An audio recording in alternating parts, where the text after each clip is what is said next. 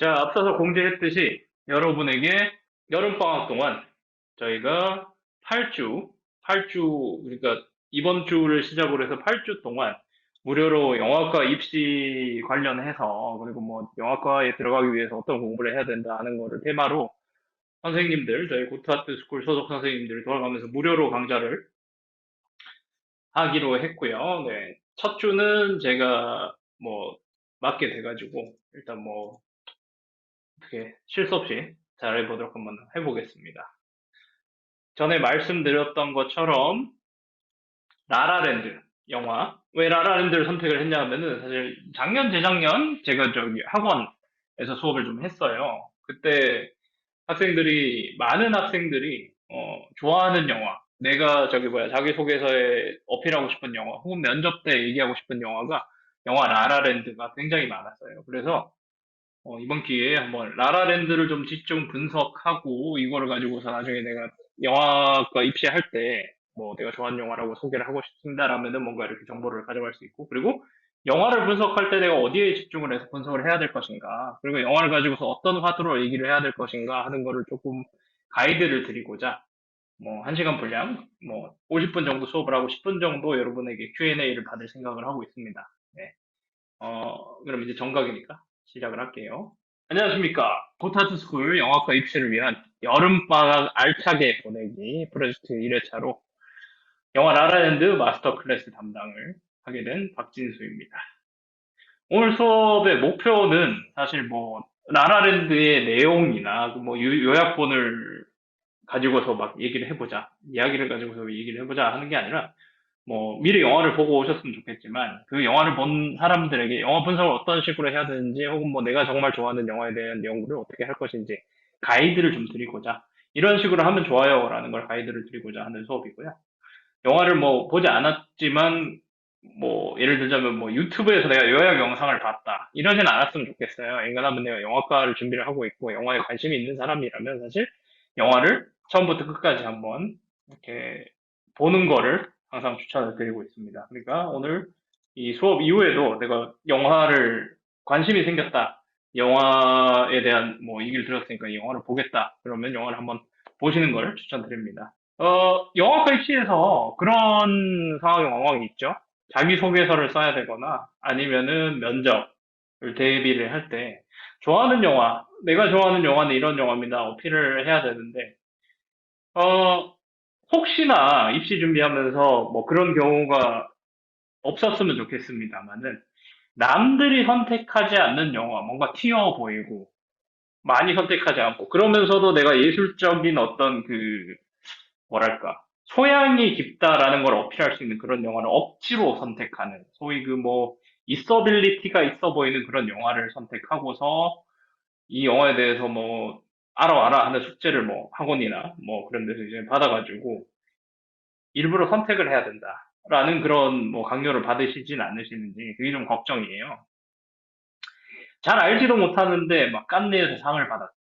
뭐 나는 그렇게 크게 관심 없는데 영화 한두 편 보고 했는데, 뭐 예를 들어서 뭐 고레에다 히로카즈를 좋아합니다. 근데 내가 잘 몰라. 영화도 사실 처음부터 끝까지 안 봤어. 어떻게 준비해야 될까요? 거짓말을 해야 되나? 그러다가 뾰록 나는데, 왜냐하면 영화과 교수님들은 영화에 대해서 이미 다 통달하신 분들이고, 여러분이 거짓말을 하는지 만들어낸 건지 진실인지 아닌지를 다 파악하실 건데, 내가 좋아하지도 않는 영화가 있어 보인다고, 소양이 있는 것 같은 느낌이 든다고 해서 억지로 그러지 마시고 정말 좋아하는 영화를 준비하시는 거를 추천을 해요. 저는 한국예술종합학교 입시를 준비하면서 뭐 특별한 영화를 선택하지 않았어요. 저는 마이클 베이 감독의 나쁜 녀석들을 좋아한다고 했습니다. 그러고도 합격을 했어요. 그리고 뭐 제가 뭐 결혼을 했는데 제 처도 영화과 동문입니다. 동문인데 제 처는 성룡 영화를 좋아했어요. 어, 그러니까 이게 막 뭐라 그래야 돼. 일부러 내가 아닌 거를 인척 하는 것보다는 정말 좋아하는 영화를 선택하시길 바랍니다. 그리고 이게 왜 켜졌나? 네. 그리고 그 영화를 바탕으로 뭔가 연구를 해서 다른 사람들은 다른 이야기를 할 수 있는 그런 소양을 길러야지, 굳이 아닌 영화를 선택하지 마세요. 네. 높아시면 좀 잡설이 길어졌습니다. 본격적으로 특강을 시작하겠습니다.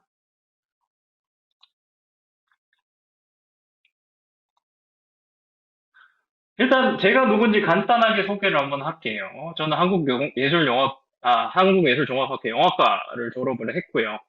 그리고 졸업하고 나서 여러분 이제 입시 준비하시잖아요. 제가 마침 또 입학관리과에서 한 2년 정도 근무를 했습니다. 1년은 아르바이트하고 1년은 계약직으로 일을 했고요. 그다음에 뭐 여기 이미지 보시면 아시겠지만 이 이미지 중에 이 앞으로 머리 하고 있는 게 저예요. 네. 단편 영화 연출을 했고요. 물론 망했지만.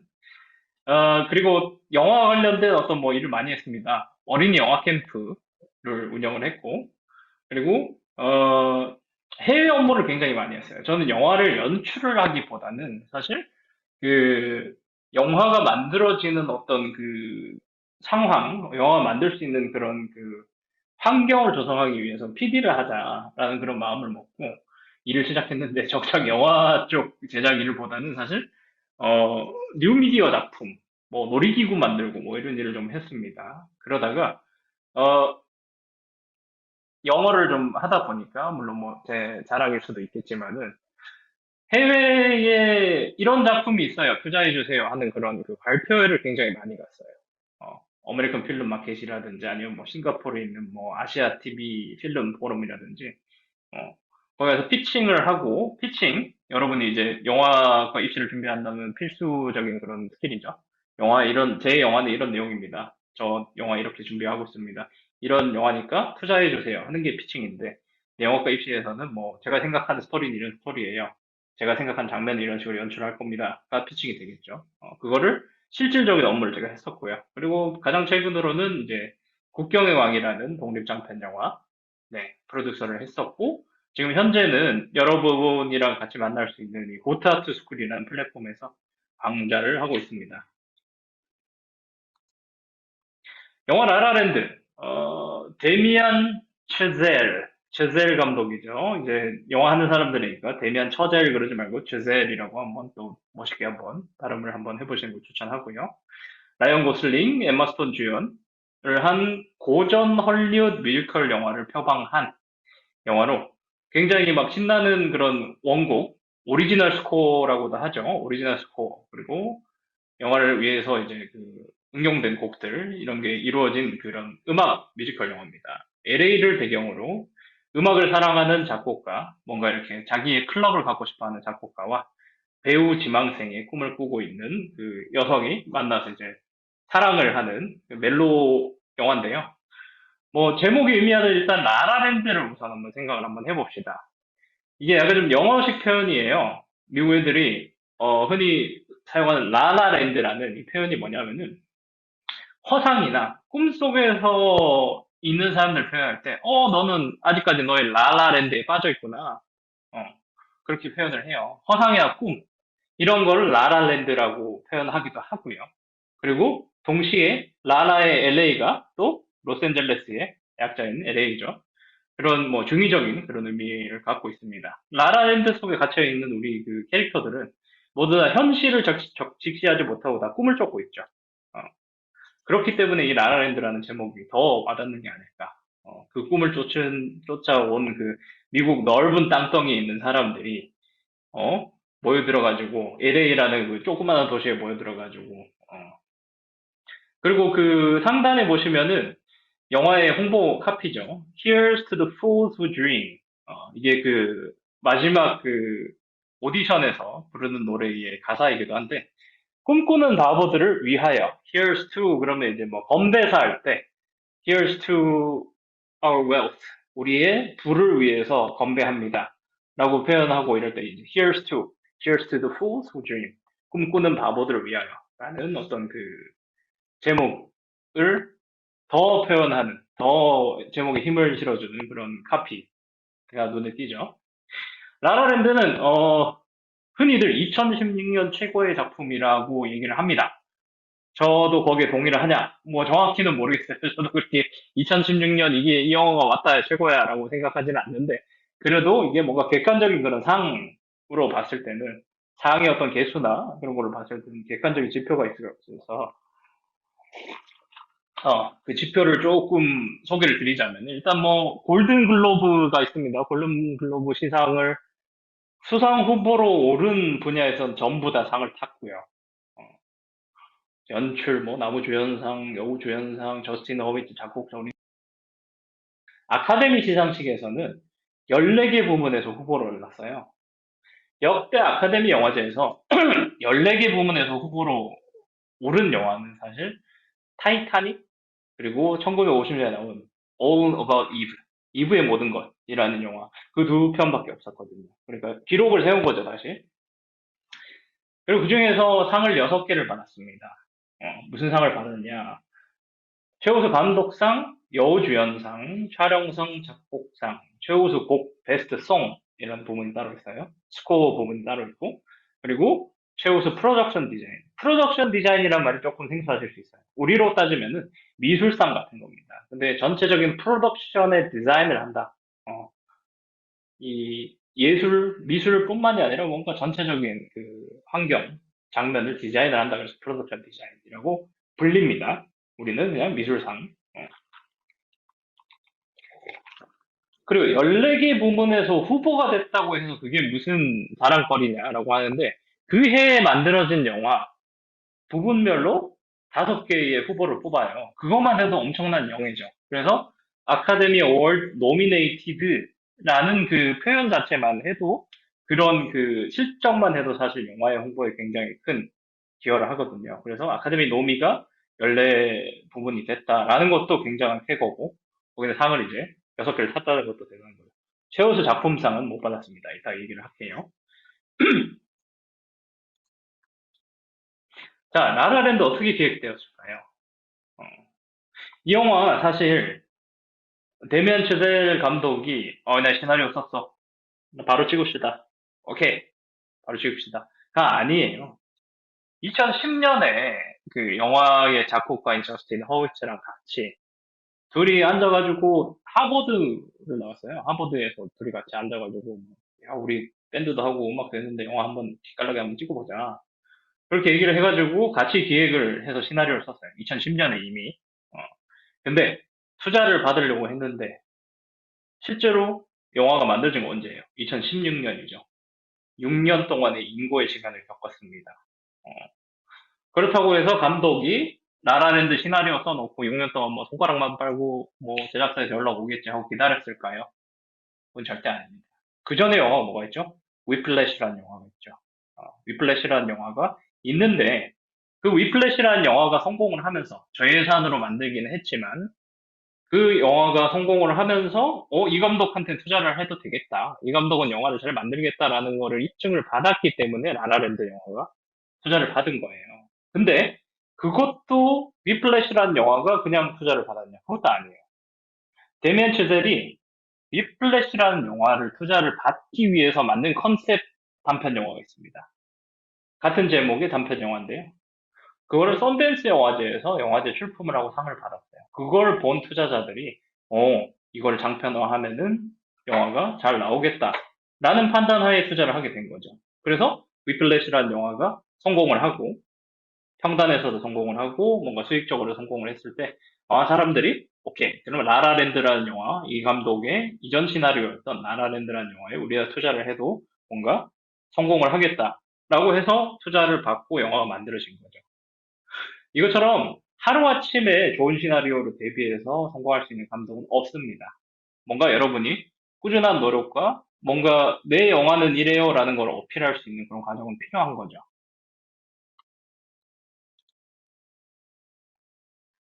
라라랜드 제작비는 얼마나 들었고 수익은 얼마나 들었을까요? 네. 여기 보시다시피 제작비가 3천만 달러예요. 어, 100만 달러가 한 10억 정도 되죠. 3천만 달러라 그러면 한 350억 원 정도 되는데, 이게 절대로 큰 제작비가 아닙니다, 여러분. 사실 한국 영화의 평균 제작비를 생각하면은 한국 영화는 평균 제작비가 보통 요즘에 나오는 뭐 그냥 일반적인 영화라고 생각해서 보통 한 30억 정도 들어요. 35억 원 정도.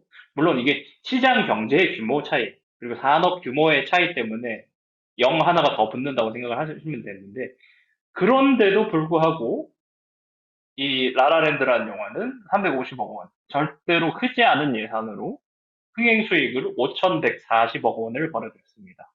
10배 이상의 수익을 벌어들인 거죠. 상도 그만큼 더 타고. 인셉션이라는 영화가 1,800억 원 정도 들었고요. 제작비가. 그리고 여러분 좋아하는 그 설국열차 456억 원. 물론 스케일은 크고 뭐 CG도 굉장히 많이 쓰고 막 그런 SF 영화긴 하지만 국내에서 CG 작업을 했어요. 설국열차 같은 경우에는.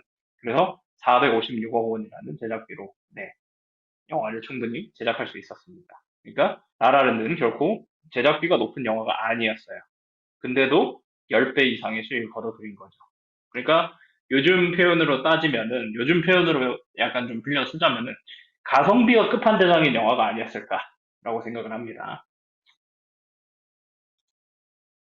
자, 감독에 대해서 조금 알아봅시다. 아까 얘기했다시피 위플래시로 굉장히 알려졌었죠. 그리고 시나리오도 직접 쓰는 감독이고 헐리우드에서는 사실 시나리오를 쓴 사람이 무조건 영화를 제작을 한다. 아니에요.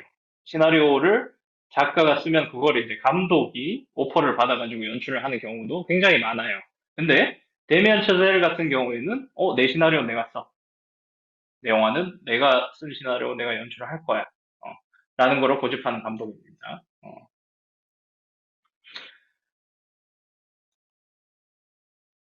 85년생이에요. 만 나이로 올해 36살입니다. 저보다 한 살 많아요. 그리고 참고로 라라랜드 찍었을 때가 만 31살이었어요. 부럽네요. 배 아픕니다. 아무튼 하버드를 졸업했고요. 이때 만났던 친구가 작곡가였던 그 저스틴 허우비츠 이 영화를 작곡을 했죠. 그리고 실제로 밴드부에서 같이 밴드 활동을 했대요. 작곡을 하고 피아노를 치면은 허우비츠가 치면은 이제 데미안 치젤이 드럼을 쳤다고 합니다. 어, 근데 드럼을 치면서 사실 그때 그 담당 선생님이 드럼을 가르쳤던 선생님이 위플래시 같은 그런 뭔가 과장되긴 했지만 약간 악당이었대요. 그래서 자기 경험으로 그걸 영화를 만든 거죠. 위플래시라는 영화를. 네. 어떻게 만들어졌는지 알겠죠, 어느 정도? 네. 헐리우드 입성을 하자마자 이 양반은 바로 감독을 했냐? 그건 또 아니에요, 사실. 대학을 졸업하고 감독으로 입성을 하기 전에 이 감독은 시나리오 작가로 활동을 좀 했습니다. 2013년 영화였던 엑소시즘 파트 2 시나리오 참여를 했고요. 그 다음에 그랜드 피아노라는 그런 영화에도 작가로 참여를 했고, 그리고 같은 해에 J.J. 아브람스 감독의 프로젝트죠. 클로버필드라는 영화, 10 클로버필드 레인이라는 영화가 있었습니다. 그 영화에 시나리오도 쓰고 J.J. 아브람스가 감독도 시켜주려고 했대요. 감독도 너가 해라. 라고 했는데 아니야, 내가 준비했던 영화 투자를 받았어. 그래서 찍을 거야. 했던 게 위플래시였어요. 어, 그러니까, 뭐, 위플래시, 그 다음에 라라랜드, 그 다음 퍼스트맨이라는 영화가 있었죠. 그리고 바빌론이라는 영화를 지금 2022년에 개봉을 앞두고 있다고 합니다. 지금 나이 37에 영화가 4편입니다. 속이 막 쓰리려고 그래요. 네. 그리고 이 영화들, 이건 이제 그 개봉을 했던 극장용 영화들인데, 그전에도 자기가 이제 독립영화를 찍었던 영화가 있어요. Guy and Madeline on a Park Bench라고, 가이라는 메릴린이라는 두 연인이 그 공원에서 이게 요즘 말하는 그 버스킹 하는 그런 영화를 찍었는데, 이거는 나도 못 봤어. 어디서 구할지 모르겠어요. 일단 한번 보면은 내가 나중에 여러분한테 소개를 좀 해줄게요. 그리고 그 외에도 이혼하고 결혼을 2번, 뭐 이거는 뭐 나중에 또 따로 얘기를 하겠습니다. 저기 뭐 개인적으로 물어보세요. 그리고 불어도 잘한대요. 제젤. 불어 불란서 이름이죠. 네. 내색 남이네요. 네. 내가 불어를 못해가지고 데뷔를 못하고 있나? 아무튼 감독은 이렇습니다.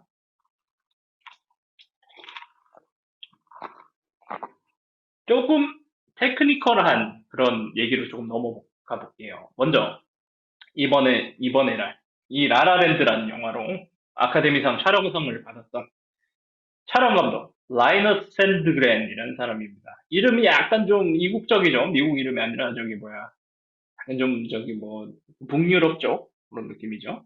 스웨덴계 미국인 감독이에요. 스웨덴 사람이구나. 스웨덴 사람인데 헐리우드에서 활동을 하는구나. 오케이. 라이너스 샌드그렌이라는 사람입니다.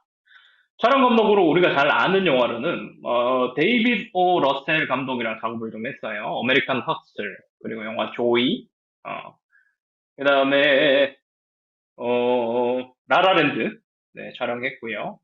Battle of the Sexes라는 영화가 있습니다. 이거는 절대로 에러 영화 아니에요. 한국 제목이 무슨 뭐 세기의 대결, 빌리진 킹 뭐 이래가지고 나왔는데 Battle of the Sexes 여기서 말하는 섹스는 성별이에요. 성별 간의 어떤 뭐 전투. 뭐냐면은 이제 그 실제로 성별이 다른 테니스 선수 둘이 뭔가 성별을 떠나서 우리 진위를 가려보자라고 싸웠던 그 시합이 있었는데 그걸 바탕으로 이제 실화를 바탕으로 만들었던 영화예요.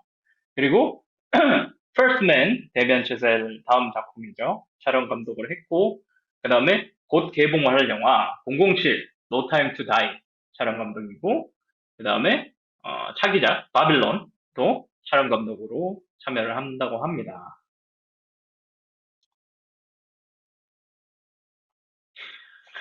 어, 영화 라라랜드에 촬영하는 그 현장 스틸 사진 중에 한 장인데 영화 시각 청각의 예술이죠, 여러분. 어, 여기서 화면, 특히나 화면의 룩, 카메라의 룩이 굉장히 중요한 자리를 차지를 합니다. 뭐 카메라가 다 똑같죠라고 할 수 있는데 카메라마다 카메라 고유의 어떤 그 색감이나 가지고 있는 질감을 표현하는 그런 그 방식이라든지 그런 게 다 다를 수 있잖아요. 어, 여기서 이게 연출 의도랑도 연결이 될 수 있는 거죠. 어, 앞서 말했다시피 데미안 처젤 감독은 라라랜드를 통해서 클래식한 헐리우드 뮤지컬 영화를 뭔가 부활시켜 보고자 했어요. 그때 그 느낌을 전달하고 싶었어요. 그래서 이 감독이 선택한 방법은 뭐냐면은 요 카메라 보이시죠? 요 카메라 보면은 이 카메라에 뒤에 동그랗게 이렇게 그 통이 이렇게 있어요. 뭐냐면 필름통입니다. 필름 카메라로 영화를 찍은 거예요. 2016년에. 2016년에 이미 디지털 카메라가 굉장히 보급이 많이 돼가지고 어, 가장 큰 필름, 영화 필름 제작하는 회사인 코닥이 우리 더 이상 영화 필름 안 만들 거야라고 했는데도 불구하고 없는 돈 들여가면서 디지털 촬영을 안 하고 필름 카메라를 쓴 이유가 뭘까요? 왜 그랬을까요? 여러분 핸드폰으로 촬영해 보셨죠? 영상 촬영. 핸드폰으로 영상을 찍습니다. 그리고 이렇게 리뷰를 해요. 바로바로 리뷰할 수 있죠. 필름은 바로 리뷰가 안 돼요. 그래서 따로 녹화를 제가 틀어요. 필름은 현상을 해야 되고 현상을 하고 그걸 뭐 다시 프린트를 해야지 영상을 볼 수 있어요. 심지어 그 필름통이 있는데 촬영 중간에 빛이 들어가면은 그 빛이 그 번지면서 찍었던 그 촬영 소스가 날아가요. 어, 그래서 훨씬 더 까다롭고 돈도 많이 드는 그런 작업입니다. 핸드폰으로 지금 뭐 4K 영상까지 촬영할 수 있죠. 4K 영상은 우리 극장으로 보면은 어느 정도 사이즈냐면 IMAX 사이즈예요. 핸드폰으로 IMAX 사이즈의 영상을 찍을 수 있는 시대인데 뭐 한다고 돈을 이렇게 들였을까? 어, 다시 말하는 거지만 1930년, 1960년 클래식한 헐리우드 영화의 느낌을 표방한 영화이기 때문에 이런 영화의 분위기를 살리고자 이 카메라를 선택을 한 거예요. 필름이 이렇게 막 자글자글하게 필름 그레인이라고 그러죠. 그런 게 보이는 클래식하고 고전적인 그런 화면을 위해서 어, 돈을 들여가면서 필름으로 작업을 한 겁니다. 어, 더불어서 이후에 찍었던 영화 First Man이라는 영화도 16mm 필름을 썼어요. 이거는 35mm 일반 영화 극장용 35mm 필름을 썼지만 16mm 필름 그거보다 반 정도 작은 사이즈예요. 어, 그거를 극장용으로 이렇게 블로우업해서 옛날 약간 좀 뭐라 그러나 옛날 기록 화면 같은 느낌의 영화로 만들었던 게 First Man입니다. 이렇게 그 영화 장면에 있어서 이 룩이라는 거, 화면의 룩이라는 거 굉장히 중요한 역할을 한다는 거 아시겠죠? 네. 필름을 찍으면 보통 이제 그 여러분 영화가 화면이 1초에 사진이 몇 장이 쫙 넘어가죠? 1초에 몇 프레임이죠? 보통 그 줌으로 참여하신 분들 혹시 1초에 몇 프레임인지 아는 사람 있어요? 화면이 영화가 1초에 몇 프레임입니까? 아무도 없어? 그렇죠. 24프레임입니다. 24프레임. 그러면은 필름으로 찍었을 때 필름이 1초에 24장이 쫙 지나가는 거예요.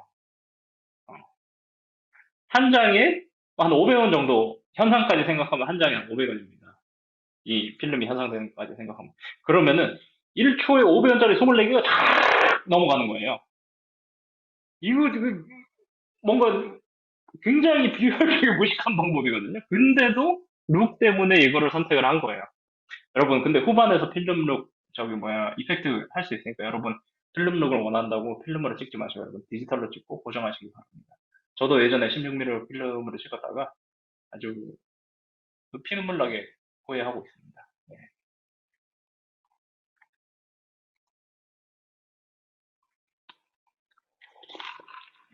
촬영 감독은 감독의 요구에 맞게 영화 전반적으로 고전 영화의 느낌을 살리려고 노력을 했어요. 앵글이 굉장히 이 두 번째 사진을 보시면 아시겠지만은 위에서 두 번째 중간에 있는 사진을 보시면 아시겠지만은 카메라가 굉장히 사람 눈높이에 맞춰서 두 대의 카메라가 둘이 대화하는 걸 안정적으로 찍죠. 어. 그리고 보면은 뭔가 무리해서 찍었다는 느낌이 없어요. 카메라를 막 실험적으로 막 여기저기 설치하고 막 로우 앵글도 하고 하이 앵글도 하고 이런 거 막, 장난을 치는데 그런 거를 최대한 피했어요. 어. 고전 영화들이 갖고 있는 색감 그리고 앵글의 구성을 위해서 1950년도 풍의 와이드한 느낌 그 당시의 필름 규격을 사용해서 시네마스코프라고 합니다. 이따 설명을 할게요. 그리고 그 조명도 약간 좀 쨍한 느낌의 밝은 그런 데일라이트 HMI 조명보다 약간 좀 텅스텐이라고 누리끼리한 옛날 그 헐리우드에서 많이 썼던 누리끼리한 조명을 많이 썼다고 해요. 색온도라는 개념이 있는데 그거는 나중에 수업을 듣게 되면 제가 설명을 조금 더 해드릴게요. 네. 그러면서 예시를 보여드릴게요. 여기 화면상 저랑 가장 멀리 있는 저게 이제 데일라이트 HMI 18kW짜리고 그 다음에 이제 이쪽에 있는 게 텅스텐 라이트 약간 좀 누리끼리한 느낌이 있죠. 저거 18kW 혼자 못 듭니다. 혼자 들다가 허리 나가요. 저런 게 3개씩 4개씩 막 크레인에 달려가지고 막 그 크레인 그 자동차 크레인에 달아가지고 막 하늘에서 막 뻥 때리고 하는 게 영화 조명입니다. 왜 조명팀의 허리가 휜다 그런지 알겠죠? 네. 큰 공을 들었던 장면이 이제 대표적으로 두 장면 정도 제가 예시로 뽑아봤는데요. 그 중에 하나가 오프닝 시퀀스인 그 고속도로 정차 씬이라고 볼 수 있어요. 여기가 실제의 LA의 고가도로를 이틀 동안 통제를 해서 촬영을 했다고 합니다. 근데 실질적으로 여기서 공연을 하고 춤을 췄던 그런 공연지는 30명 정도이고, 나머지 이제 뒤에 저 멀리 뻗어 있는 차들이라든지 사람들은 사실 CG로 너무 합성을 더 했대요. 네. 30여 명이 되는 배우들이 카메라 움직임에 맞춰서, 스태프들의 움직임에 맞춰서 차 밑에 숨어 있다가 차 안에 숨어 있다가 트럭 안에 숨어 있다가 나와가지고 춤추고 합을 맞춰서 노래 부르고 하는 장면이라고 하는데 이게 전체적으로 카메라가 끊김이 없어요. 여러분 그게 뭔지 혹시 아세요? 카메라가 끊김 없이 쭉 한 씬을 찍는 게 용어가 있는데 그 용어 혹시 아시는 분이 있습니까? 괜찮아요. 몰라도 괜찮아요. 원신 원테이크라고 합니다, 보통. 카메라를 녹화 버튼을 눌려서 녹화가 끝나는 지점까지 끝이 않고 쭉 이 상황을 보여주는 게 원신 원테이크라고 하는데 굉장히 긴 롱테이크, 길게 시간 기준으로 따졌을 때 시간이 많이 든다라고 하면은 롱테이크라고도 불려요. 네. 여기서 끊임없고 뭔가 자연스러운 카메라 움직임을 위해서 스테디캠 그리고 크레인이 쓰였습니다. 크레인은 아까 화면에서 보셨듯이 여기 보면은 여기 수영장에 카메라가 이렇게 크레인으로 돼 있는데 끝에 매달려 있죠. 이런 크레인을 사용을 하기도 하고 거기에 스테디캠이라고 하면은 이렇게 허리에다가 카메라의 무게를 딱 안착을 시키고 흔들림이 없이 보여주게 하는 이 기구예요. 촬영기 장비입니다. 스테디캠이랑 그다음에 크레인의 합을 맞춰가지고 이거를 끊김없이 그리고 후반에서 어느 정도 컷을 하긴 했대요. 중간에 한번 카메라를 끊긴 했는데 후반에서 이거를 자른 느낌이 안 들게 하기 위해서 또 보정도 하긴 했답니다. 이런 원신 원테이크 효과가 왜 사용됐냐? 사실 사람들이 이렇게 뭔가 끊임없이 이렇게 뭔가 쭉 보여준다면 더 몰입하겠죠. 특히나 이런 뭐 노래와 춤이 같이 곁들여지는 그런 그 장면이라면 사람들이 조금 더 몰입해서 볼 수 있겠죠. 네. 감독이 약간 좀 이건 뭐 외적인 얘기인데 감독이 이 장면을 생각한 이유가 출퇴근길에 LA 외곽 고속도로에 서 있으면 여기 서울보다 정차가 더 심하거든요. 항상 차들이 정차되어 있어가지고 운전대에 머리를 이렇게 막 박으면서 감독이 아 이럴 거면 그냥 나와서 그냥 춤추고 노래했으면 좋겠다. 라고 상상을 하곤 했대요. 네. 자 그리고 그 다음 장면 이 영화의 포스터 이미지로도 쓰인 이 장면인데 석양이 굉장히 이쁘죠. 근데 석양의 특징이 뭡니까? 굉장히 짧아요. 하루 중에 이 석양이 진행되는 시간이 사실상 한 1시간 정도, 맑은 날에 정도밖에 안 된대. 해가 넘어가는. 해가 넘어가면서 뭔가 이쁘게 이렇게 그라데이션으로 이렇게 막 붉은빛, 푸른빛이 이렇게 같이 공존할 수 있는. 그래서 흔히 이 시간을, 러브리 나이트 씬, 이 씬에서 사용된 이 시간을 매직 아워이라고 합니다. 매직 아워. 마법의 1시간. 네. 이 영화의 분위기랑 굉장히 어울리는 그런 색감이죠. 환상적인 장면을 위해서 뭔가 감독이 거기에 대한 노고를 굉장히 많이. 여기 매직아워 장면은 나중에 그 세바스찬이 바닷가를 걸어갈 때 항구에서도 활용이 됩니다. 그걸 위해서 실제로 LA 화면이 저렇다 그래요. 이게 CG나 색보정이 아니라 실제로 저 시간이 되면은 이게 현실인가 싶을 정도로 굉장히 아름다운 그런 그 노을이 진다고 합니다. 촬영진은 이 장면에서도 무식하게 원신 원테이크를 고집합니다. 1시간 정도밖에 분량이 안 되는, 1시간밖에 찍을 수 없는 그런 시간 안에 원신 원테이크로 라이언 고슬링이랑 엠마 스톤이 집에서 걸어 나와가지고 차를 찾기 전까지 뭔가 이렇게 석양 한번 보고 노래 한번 부르고 춤 한번 추고 그 다음에 차를 찾는 여기가 원신 원테이크래요.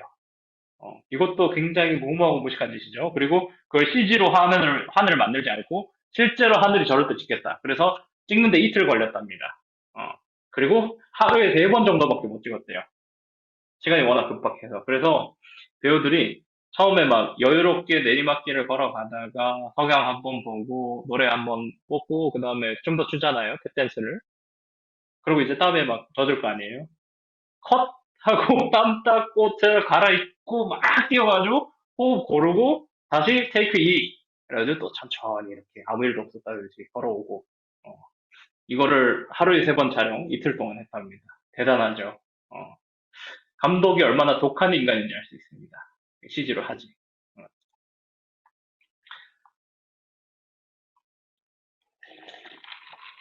원래 라라랜드를 기획을 처음부터 하면서 감독은 배우를 여주인공으로는 엠마 왓슨 아 이름이 왜 이렇게 비슷하지?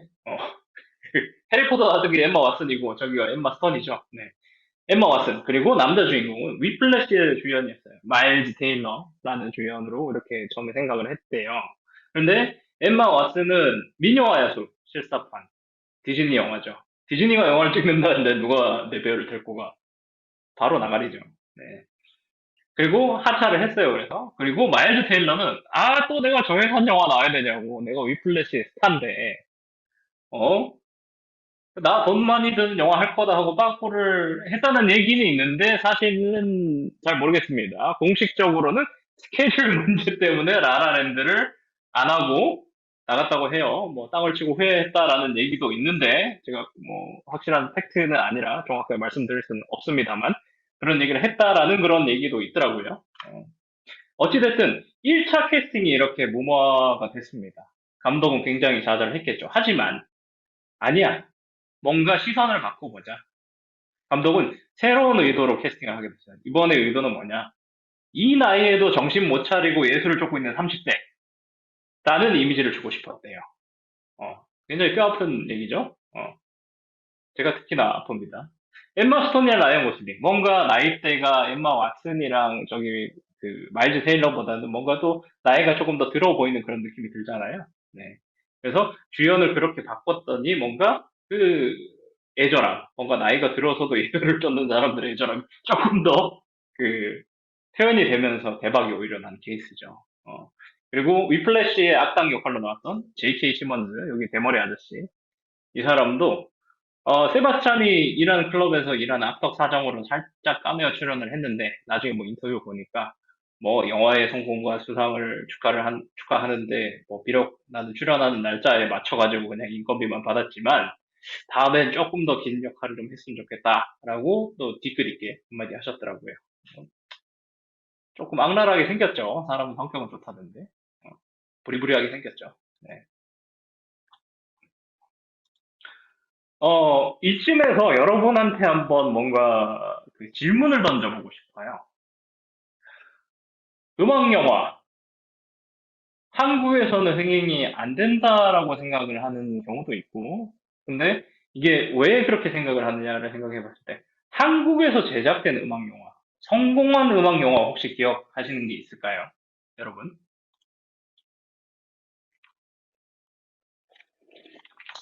한국에서 흥행한 음악 영화, 뮤지컬 영화.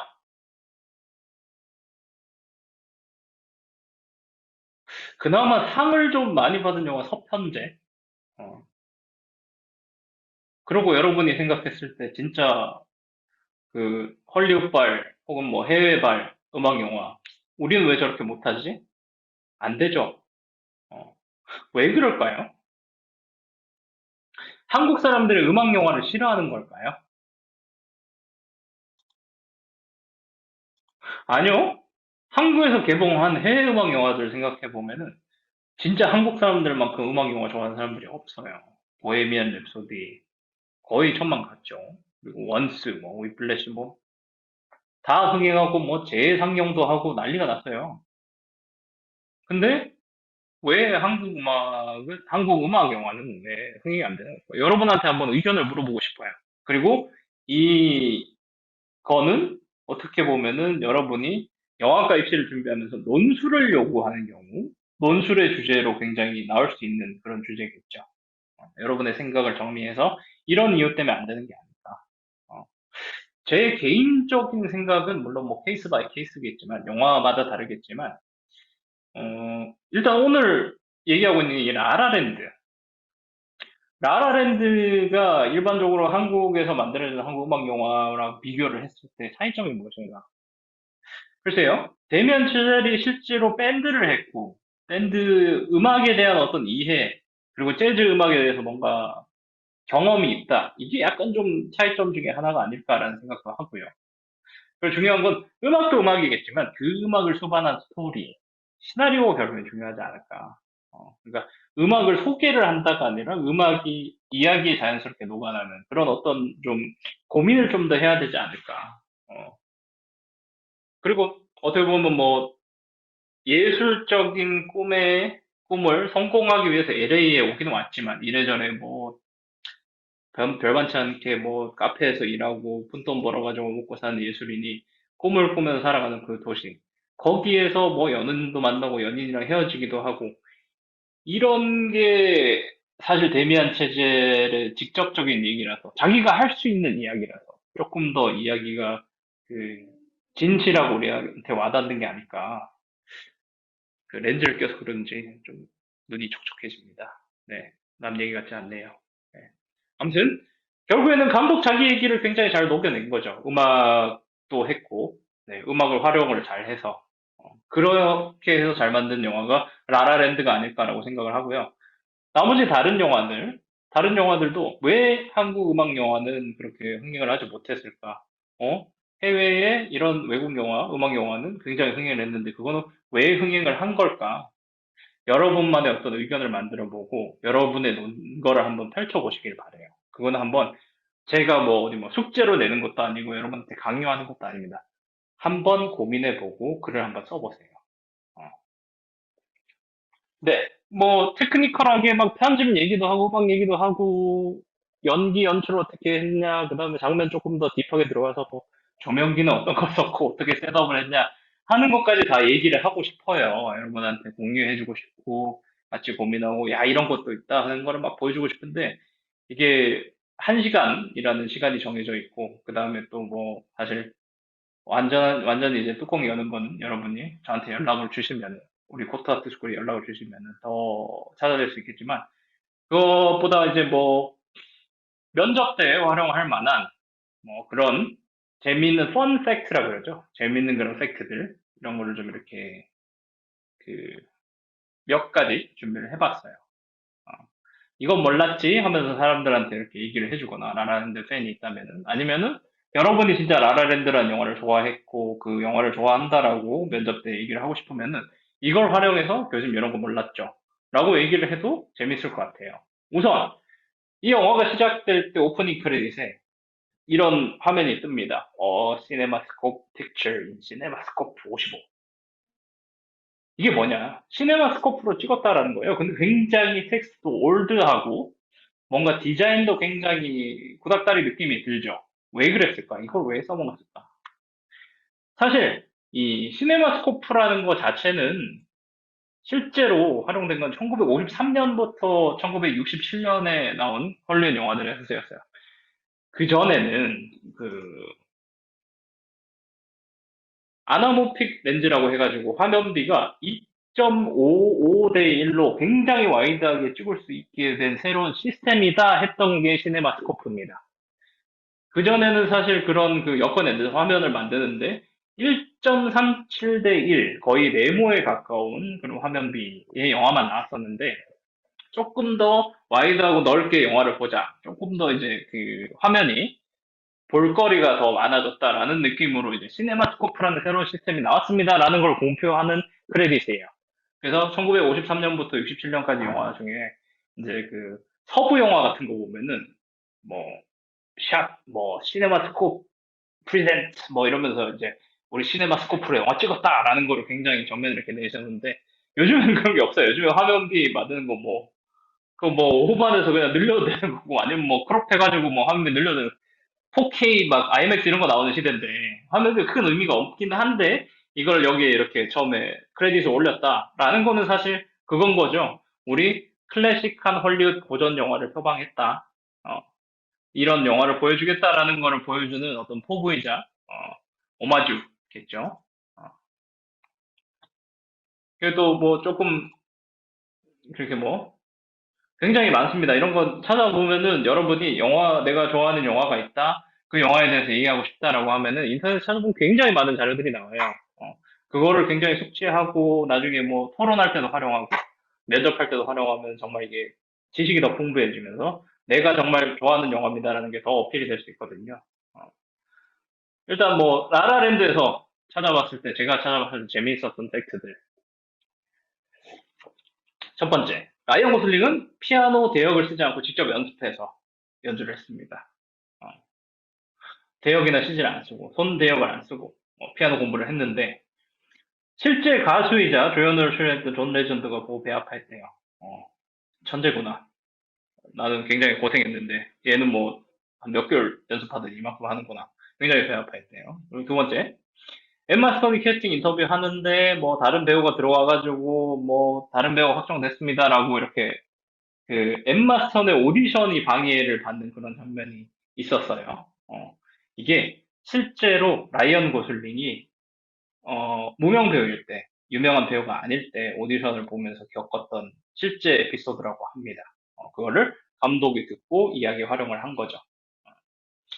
그리고 세 번째, 라이언 고슬링이 극중 대사 이런 풍의 대사를 해요. LA는 뭐든 숭배하고 사실상 가치 있는 건 없다라는 그런 애드립을 쳐요. 근데 이건 사실 그 라이언 고슬링이라는 배우가 자기가 사람들한테 뭔가 얘기하다가 중간중간에 한 번씩 내뱉는 얘기래요. LA가 꿈을 이루기 위해서 모였던 여러 사람들이 지질이 공상들이 모여가지고 여러 분야 막 숭배받는 그런 분야들 많은데 사실상 껍데기들밖에 없다라고 얘기를 한다고 합니다. 라이언 고슬링이. 그 생긴 거는 굉장히 따뜻하게 생겨가지고 마초 순정 마초처럼 생겨가지고 굉장히 염세적인 그런 양반이네요. 그리고 네 번째 마지막 오디션 곡은 엠마 스톤이 라이브로 부른 곡이에요. 이게 어떤 의미냐? 보통 영화에서 노래를 부를 때는 미리 녹음을 해놓은 거를 활용을 하거나 아니면 사후에 녹음을 하고 연기하는 당시에는 립싱크로 진행을 합니다. 물론 뭐 여러 이유가 있겠지만 아무래도 여러 테이크를 반복해서 노래를 부르면 목도 쉽겠죠. 제가 지금 뭐 30분, 40분 떠드는데 지금 목이 쉬어가지고 막 힘들어 죽겠는데. 하지만 이 영화를 찍을 때 벤마스터는 이 곡을 촬영하면서 그 현장에서 라이브로 노래를 불렀대요. 그러면서 그 자기의 어떤 연기 톤에 맞추려고. 그리고 현장을 어떤 그 본인 표현으로는 현장을 장악하는 그런 분위기를 만들기 위해서 라이브를 고집을 했다고 합니다. 옆방에서 피아노를 치고 그 피아노 치는 단주를 갖다가 귀에 이렇게 집어넣고 라이브로 불렀대요. 그 다섯 번째. 셀비 라이언 고슬링이 둘이 같이 걸어오면서 리모컨 이거 삑삑 하는 게 이게 신호가 약하니까 머리에 이렇게 갖다 대는데 그래가지고 갖다 대면 더 세진다 그러니까 저기 엠마 스톤이 이렇게 했다가 삑삑 했는데 라이언 고슬링이 근데 암이 유발된다고 뇌에 암 걸린다고 그러는데 사실상 암을 유발시키지는 않습니다. 그 신호가 증폭되는 게 물이 있으면은 신호가 증폭이 된대요 주위에 그래가지고 머릿속에 물로 차 있으니까 그게 신호가 세지는 거지 암 걸리진 않습니다. 활용하세요 실제로. 그리고 여섯 번째. 그리피스 공원, 그 천문대가 있는, 그리피스 천문대가 있는 그 LA 전체가 전경이 이렇게 내려다 보이는 그 공원을 빌렸는데 촬영 대여료가 하루에 1,000만 원이에요, 한국 돈으로. 원래 사실 라라랜드를 최초에 기획했을 때는 그 감독이랑 허비츠랑 같이 얘기했을 때는 물론 이 그리피스 공원 장면도 있었습니다. 이때는 둘이 예상한 제작비가 한국 돈으로 한 1억 원 정도 됐대요. 근데 만약에 그대로 찍었다 그러면 이거 하루 빌리는데 제작비 10%가 날아갔겠죠. 그 1,000만 주고 빌렸어. 근데 또 실내는 못 찍어요. 그러니까 실내는 또 세트로 만들었대. 네. 그렇다고 합니다. 네, 일곱 번째. 영화 전반에 연인이 서로 이름을 부른 적이 없어요. 누구야? 이름을 부른 적이 한 번도 없습니다. 이건 아무래도 마지막에 둘이 뭔가 연인으로서 그 행복해지는 그거가 없다, 헤어진다라는 거를 복선으로 보여주는 그런 장치겠죠. 어. 그리고 마지막으로 굉장히 2017년 아카데미 영화제가 아닙니다. 시상식입니다. 영화제는 영화를 틀어야지 영화제예요. 시상식은 그냥 상만 중. 아카데미 영화제가 아니라 시상식입니다. 이거 정정할게요. 아카데미 시상식에서 최우수상 작품상을 받을 뻔했어요. 무슨 얘기냐? 근데 최우수 작품상 이제 막 드럼 치잖아요. 그거 하는데 최우수 작품상은 라라랜드라고 발표를 한 거예요. 그래서 그 제작자들 막 우르르 나왔어요. 감사 인사하려고. 그리고 다른 영화 제작자들도 나와서 박수 치고 막 축하해 주려고 마지막 상이니까 다 무대에 올라왔어요. 근데 감사합니다. 뭐 하나님께 감사합니다. 우리 부인한테 감사합니다. 뭐 누구누구 고맙습니다. 뭐 여러분 감사합니다. 이러고 있는데 누가 뒤에 와가지고 라라랜드 아니라고 사실 문라이트입니다. 이거 진행 뭐 꼬였습니다. 그래서 조던 호로위츠 작곡가는 저스틴 호로위츠고 조던 호로위츠라는 사람이 마이크를 붙잡고 아 이거 농담 아니라고 It's not a joke. You guys win. 문라이트 이러면서 이렇게 상을 주고 그 상을 건넸던 적이 있어요. 굉장히 멋있었어요. 네. 지금은 약간 좀 웃기긴 한데 그 조던 호로위츠라는 사람이 굉장히 멋있게 상황을 정리를 했었습니다. 청중이 막 웅성웅성하고 있는데 This is not a joke 이러면서 딱 멋있게 상을 건넸던 그런 적이 있는데 둘 다 유태인인가 보네요. 허로위츠, 호로위츠 뭐 이러는 거 보니까 네. 아무튼 그 당시에 다들 최우수 작품상 라라랜드일 거다라고 했는데 문라이트라는 영화가 상을 받았습니다. 저는 문라이트라는 영화가 상을 받았는데 더 뭔가 공감을 하는 사람입니다. 남은 10분 정도 되는 시간 동안 그 줌 참여하시는 분들 그리고 조금 이 피드백이 늦을 수 있겠지만 유튜브로 지금 보고 계시는 분들이 있다면은 제가 질문을 좀 받으려고 해요. 그 질문을 생각하시는 동안 뭐 영화에 대해서 얘기를 조금 더 하고 분석을 더 하자면은 밤을 새서 얘기할 수도 있어요. 자료를 더 찾아가지고 막 여러분이랑 사운드 디자인이 어떻고 얘기를 할 수 있는데 어 중요한 거는 이 여러분이 얼만큼 라라랜드에 대해서 들어가느냐가 아니라 사실 내가 집중하고 싶은 분야 그리고 내가 이 영화에서 얘기하고 싶은 분야, 얘기하고 싶은 그런 소재를 찾아내고 거기에 대해서 연구를 했으면 좋겠어요. 이런 방식으로. 어. 내가 좋아하는 영화가 무슨 영화인데 정보를 어디서 구하지? 이런 고민을 하신다면은 도움을 요청을 하세요. 고트아트 스쿨 검색하시고 저한테 와가지고 저 이번에 영화 입시 준비하는데 제가 좋아하는 영화 이겁니다. 어떻게 분석을 할까요? 저를 찾으세요. 어. 날씨도 굉장히 덥고요. 어제는 또 비가 막 폭우 와가지고 막 간판도 날아가고 하는데 밖에 나가기 굉장히 위험한 때입니다. 질병도 돌아다니고 있고. 그러니까 뭐 환기 안 되는 뭐 이상한 데서 사람들 막 우르르 앉아가지고 공부하는 데서 공부하지 마시고 창문도 없는 데서 막 콜록콜록 기침하고 막 이런 데서 위험한 데서 공부하지 마시고 온라인으로 좀 편하게 안전하게 1대1로 공부하시길 바랍니다. 그러니까 부담 없이 일단 저희 고타투 스쿨 찾아주시고 가입하시면 일단은 기본적으로 가입하시자마자 저희가 연락을 드리고 최초로 무료 강좌를 진행을 해요. 1대1로. 그러면서 뭐 어떻게 공부할까요? 저 이런 거 잘 모르겠습니다 하는 거를 물어보시면 거기에 대해서 선생님이 다 얘기를 해주시니까 어, 부담 갖지 마시고 홈페이지 가입하시면은 저희가 연락을 해서 최초 무료 강좌를 잡아드립니다. 그리고 돌아오는 토요일부터 또 오늘 했던 라라랜드 분석보다 훨씬 더 알차고 실기에 직접적으로 도움이 될 수 있는 무료 강좌가 뭐 강환석 선생님, 조영민 선생님 뭐 이렇게 쭉쭉 진행될 거니까 빠지지 말고 들어보시고 네, 오늘 줌 참여하신 분들은 꾸준히 출석하시고 아까 보여드렸던 티셔츠도 받아가시기 바랍니다. 질문해 주세요. 전혀 생뚱맞은 질문도 괜찮습니다. 뭐 영화 어떻게 찍어요? 이런 질문도 괜찮으니까 지금 줌 참여하고 있으신 분들 혹은 뭐 유튜브 질문하실 분 없으세요? 우리나라에서 음악 영역에 흥행하지 못하는 이유가 뭐라고 생각하시나요? 아까 말했다시피 사실 한국 음악 영화가 음악이랑 이야기랑 따로 노는 그런 느낌을 받아요, 저는. 챙겨서 보긴 하지만. 그리고 이 이야기에 녹아들지 못한다는 느낌?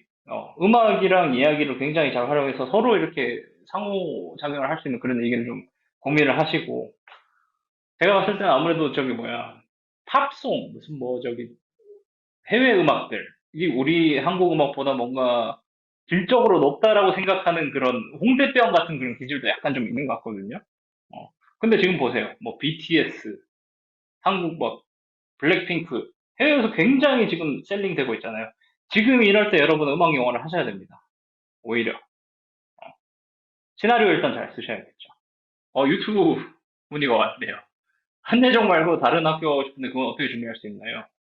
일단 기본적으로 실기 준비, 스토리텔링을 준비를 하셔야 돼요. 그리고 면접, 피칭, 뭐 이건 이제 스토리텔링을 기본적으로 준비를 하시고 거기에 뭔가 부가적으로, 추가적으로 하는 더 실기 시험인데 사실 한예종뿐만 아니라 거의 모든 실기 시험을 보는 영화과들은 스토리텔링을 하는 그 능력을 요구를 합니다. 그렇기 때문에 여러분 우리 그 고트아트 스쿨에서 다른 학교 출신 선생님들 뭐 중앙대 선생님 뭐 단국대 선생님 이렇게 있으니까 거기에 맞춰서 실기를 준비하시면 될 것 같아요. 시나리오를 쓸 때 아이디어를 얻을 수 있는 방법이 있을까요? 시나리오 쓸 때 아이디어는 여러분 화장실에서 볼일을 보다가도 아이디어 떠오르는 건 굉장히 쉬워요. 아이디어는 누구나 다 갖고 있고 영화에 대해서 공부하지 않은 사람들도 내가 이걸로 영화 한번 만들어 보면 대박이겠는데 아이디어까지는 굉장히 쉬워요 사실. 아이디어는 멍 때리고 있으면 그냥 떠오르는 게 아이디어입니다. 근데 그 아이디어를 가지고서 완성된 이야기로 만드는 게 굉장히 중요하거든요. 사실 아이디어를 만드는 방법보다는 아이디어를 활용해서 내가 밀도 있는 이야기를 만드는 거, 전달력 있는 이야기를 만드는 거, 거기에 더 집중을 하셔야 될 겁니다. 아이디어는 누구든 갖고 있습니다. 그건 제가 확신을 갖고 얘기할 수 있어요. 그리고 영화 찍다 보면 생기는 의견 충돌. 어, 영화는 혼자 찍는 매체가 아니잖아요. 한 마을이 필요하다라고 표현할 정도로 굉장히 많은 사람들이 거기에서 관련된 일을 하는데 이게 사실 그중에 헤드급인 사람들이 있어요. 감독이 있고 조명 치는 조명팀이 있으면 조명팀장이 있고 그다음에 제작부가 있으면 뭐 제작부, 제작실장, 제작부장 뭐 PD가 있고 촬영팀도 촬영 감독이 따로 있고 이 사람들이 의견을 수렴을 해서 서로 소통을 합니다. 이 헤드급인 사람들이. 그리고 의견 충돌이 여러분 단편 영화 찍으면서 막 뭐 네가 잘했네 내가 못했네 싸움이 굉장히 잦을 건데 사실상 실제 그 상업 영화 현장에서는 소통을 하는 게 주어진 역할이 다 따로 있기 때문에 소통을 하는 게 그렇게 많이 단편 영화 찍을 때처럼 싸우잖아요. 싸움이 없는 건 아닌데. 어. 그래서 사실 헤드급들 그리고 의견 충돌이 어디서 오는지를 생각을 해보면은 사실 감독이 내가 생각하는 장면을 잘 전달하지 못해서 생기는 거예요. 서로 생각하는 이미지가 다르기 때문에 거기서 충돌이 오는 거거든요. 그러니까 감독이 가장 확실하게 내가 장면에 대한 이해를 하고 있어야 됩니다. 그러기 위해서는 스토리보드가 굉장히 잘 짜여져야 되겠죠. 아. 데미안 차젤 감독님 작품들 중에 가장 좋아하는 작품이 무엇인지 궁금합니다. 저는 위플래시를 좋아합니다. 위플래시 정말 너무 재밌어요. 네. 네. 참, 개인적으로 이렇게 안 보내셔도 되는데. 카페여서 나가봐야 되는데, 나가보세요. 괜찮습니다. 그리고 나중에 개인적으로 질문 있으면 따로 또 연락을 주세요. 범죄 영화를 제작하거나 볼 때 주의해야 할 점이나 영화 보는데 무슨 주의를 해요. 주의까지는 모르겠고. 볼 때, 범죄 영화를 제작할 때, 예를 들어서 사람을 죽이는 영화를 찍어요. 근데 내가 그 경험해보고 좋다 그랬잖아. 그래서 내가 사람 죽여야 된다? 아이, 그러지 마세요. 어. 가능하면 최대한 내가 하고자 하는 영화, 범죄 영화라면은, 그리고 뭐 형사에 대한 얘기나 취재를 하고 분석을 하고 연구를 하셔야 됩니다. 내가 감히 내가 모르는 분야에 대해서 이야기를 만들려고 할 때 그 정도 노력은 해야 된다고 생각을 하거든요. 남에 대한 이야기를 하는데 그 사람의 분야에 대한 확실한 거를 연구를 하고 이 사람이 어떤 사람인가 취재를 하고 분석을 하고 그래서 형사영화 찍는데 3개월 동안 강력반 뭐 24시간 같이 생활을 하는 감독님도 있고 범죄 영화를 제작하는 것뿐만이 아니라 어떤 영화를 제작하든 간에 내가 모르는 분야나 어떤 뭐 새로운 분야에 대한 얘기를 하고 싶다라고 하면은 거기에 대한 취재와 연구는 반드시 하셔야 됩니다. 내가 잘 알고 있더라도 데미안 처젤 감독도 그랬을 거예요. 음악 영화를 한다고 하고 내가 좀 밴드도 해봤고 음악도 알아. 거기서 끝나지 않았을 겁니다. 분명히 취재와 연구를 했을 겁니다. 네. 사람 성격이나 인격의 변화에 대한 소재로 시나리오를 구성하고 있는 참고할 만한 영화가 있을까요? 사람 성격이나 인격의 변화, 조금 더 넓은 의미로 생각하면 이거는 성장이겠죠. 내가 가지고 있는 인식이나 내가 가지고 있는 생각이 조금 외부의 환경이 될 수도 있고 경험이 될 수도 있고 거기에 대해서 변화해 나가는 게 좋은 성장일 수도 있고 뭐 나쁜 성장일 수도 있지만 성장으로 묶을 수 있겠죠. 이게 사실 대부분의 영화, 거의 모든 영화는 다 성장 영화라고 생각을 합니다. 캐릭터가 행동이 변하든지 성격이 변하든지 아니면 어떤 의견이 변하든지. 근데 거기에 대해서 참고할 만한 영화가 있냐? 글쎄요.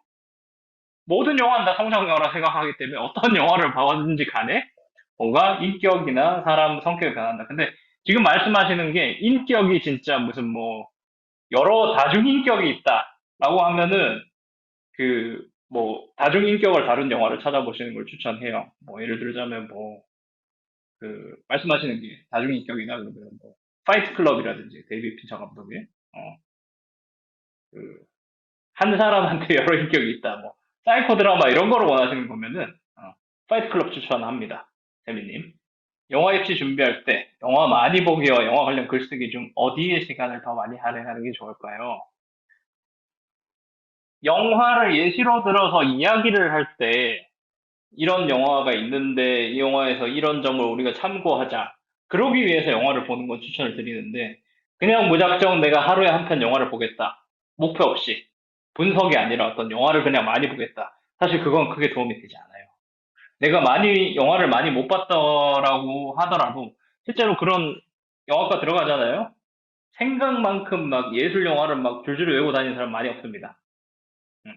그러니까 영화 보기보다 글쓰기가 더 무게감 있다고 생각하시면 돼요. 그리고 책을 많이 보시는 게 훨씬 더 도움이 됩니다. 왜냐하면 영화 입시 전반에서 가장 중요한 역할을 하는 건 스토리텔링이고, 스토리를 만들기 위해서는 남들이 만든 스토리를 봐야 되는데, 그거를 글로 쓰잖아요. 우리가 영화를 써서 제출하는 게 아니라.